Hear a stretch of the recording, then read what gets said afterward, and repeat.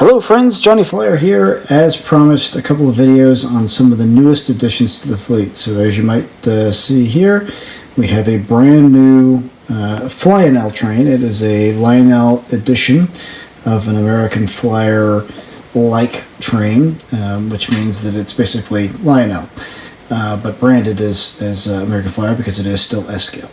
This one, however, is one I have wanted for a very long time. And as you might be able to tell, it is the big boy. It is a Union Pacific 4884 big boy steam locomotive, and it is the Legacy style. So I'm going to open this thing up. We're going to open it up together, and I want to get it on our track and give it a test run here, and we'll get to enjoy the first time running this brand new Union Pacific 4884 big boy steam locomotive. Okay, so I've got it out of the big box. I'm going to get in the smaller box. I'm going to just kind of slowly piece this apart because I will need to have the packaging in one piece. So I'm going to do a bit of a time lapse here so you can watch. Yeah, this is a Lionel Legacy American Flyer. So the way I'm going to set up my layout after I tear it down and build it back again is I'm going to use the Mike's Train House DTS system, which means that you can plug in the Lionel Legacy, but you have to have the actual Legacy control system, which I don't have yet. However, this should run just fine on a AC system. The old Legacy 38B that I have driving should be okay. So we're going to keep on going with the unwrapping here. Alright, so moment of truth here. So this is a used engine, and it was previously owned by a guy I bought it from, but he says he never took it out of the packaging. I guess we're going to find out the hard way if that's true. But it looks like, yeah, I probably did unwrap it just a little bit. I'm okay with that as long as everything runs okay. So here we go.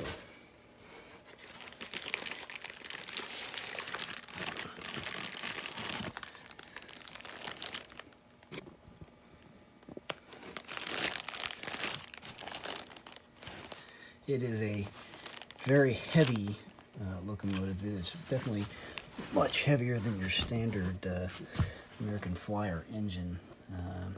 So you just have to kind of be careful with it here.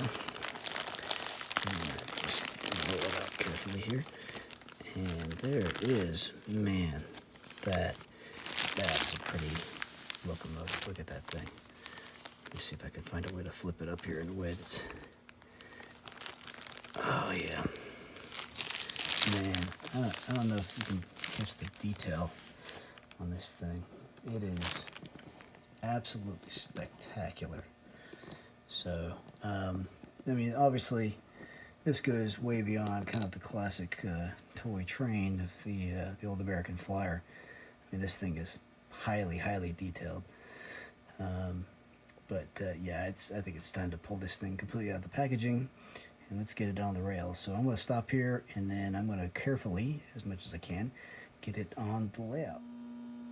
Okay, first test run. I've put a little smoke fluid in the stack, and I've got it cranked up. Now the manual says have it up a little higher. I don't know that I want to go all the way to 12 to 18 right now, but I will definitely have it a little bit higher, just to kind of see how it acts. So ready? Here we go.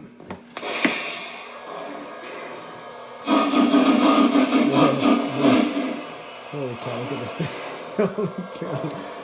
Look at this thing. Look at how cool that is.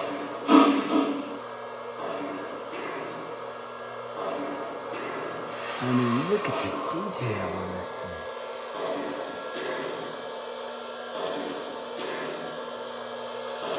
So here we go. We're going to give it a run.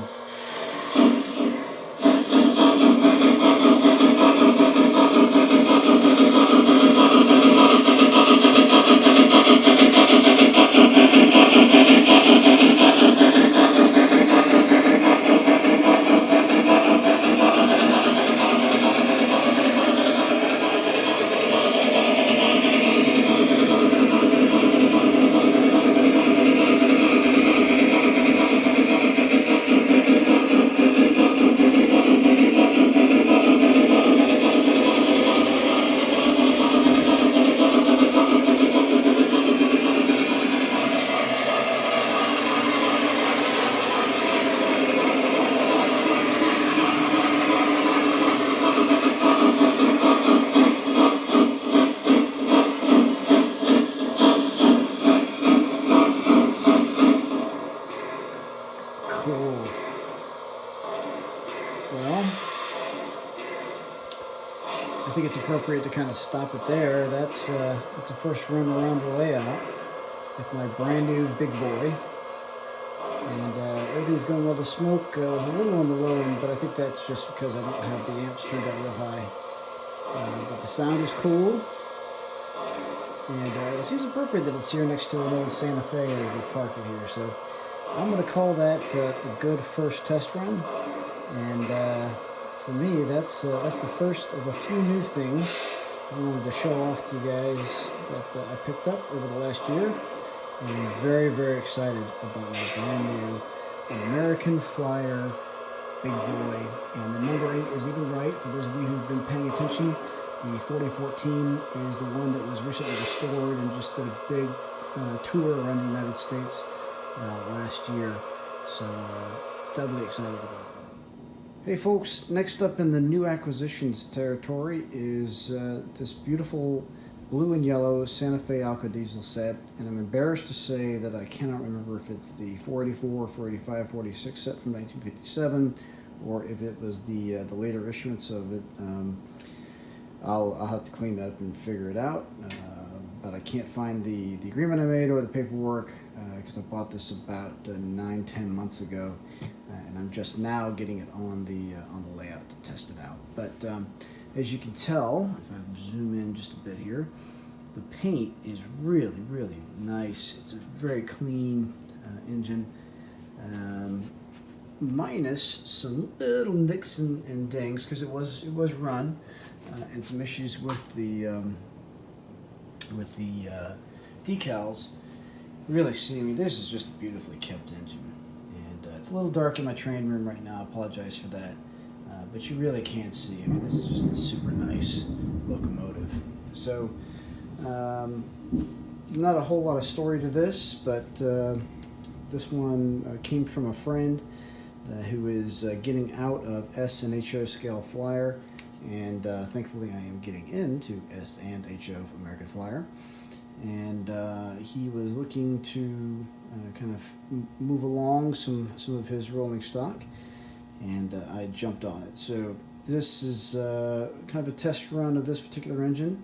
It is the classic engine, so it has the drum and rotating drum reverse unit. It also, I believe, has diesel roar in there and a speaker system, although I don't have the diesel beep set up for this alarm, or set up for this train. So that's okay. It'll run fine either way. So I'm just going to give it a couple runs around and let you and me enjoy it at the same time.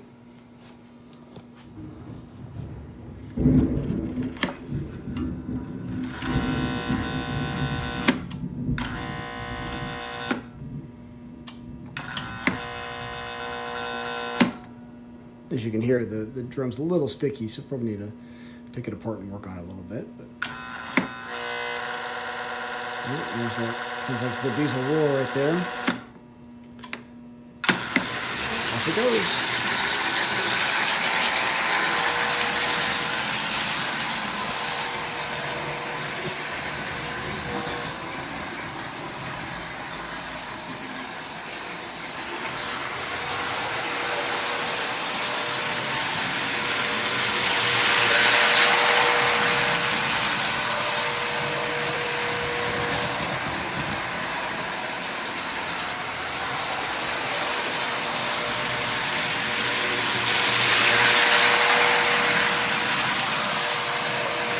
As you can probably tell, I mean, it's running really, really nice. And I did drop a little bit of lubrication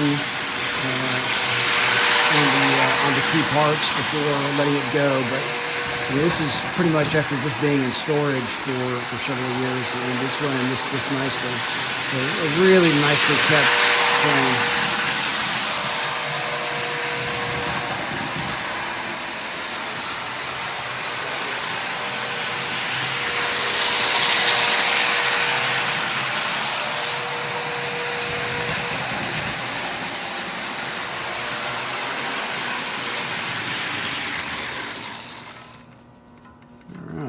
Let's see, we'll give it a run a couple more times with the drum here, see if the reverse unit is being a little bit less finicky here.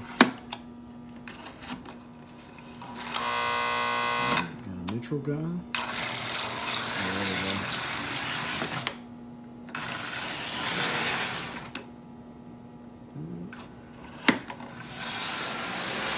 go. Okay, well, you get the idea. Obviously, I need to do a little bit of maintenance work on the reverse unit, but boy, I tell you, for out of the box and just a little bit of lubrication, it worked great going around the track the first couple times, and it's just cool watching a big ABA unit on the layout. So we'll pull out the next new acquisition, but that is my new, to me at least, 1957-ish, I think.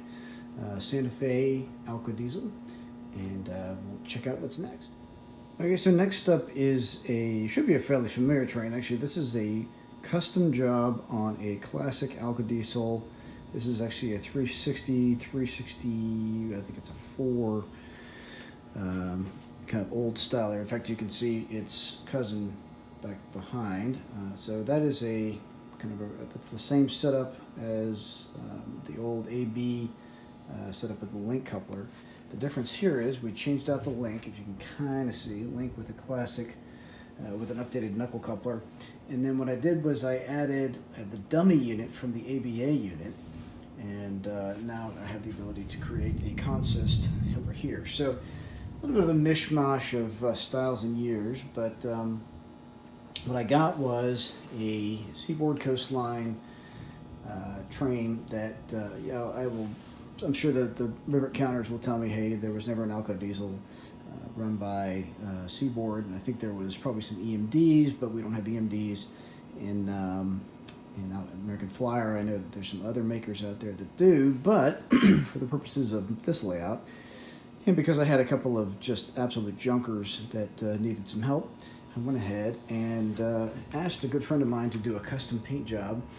That was a tip of the hat to my grandfather, who was a World War II vet, and then went to work for Seaboard Coastline when he got out of the service. So this one was for my grandfather, and I put it back on the tracks, and it ran okay, but it was still, the engine was still needing some help. And what I thought was, well, if I'm going to go ahead and just paint the whole thing, I might as well have the engines replaced too and redone. So I reached out to Steve at S&S Trains, who I highly recommend. In fact, S&S Trains, if you remember, was the same that provided the engine and the electronic reverse unit for the K5 I did a little while back, and really does good solid product and good solid work.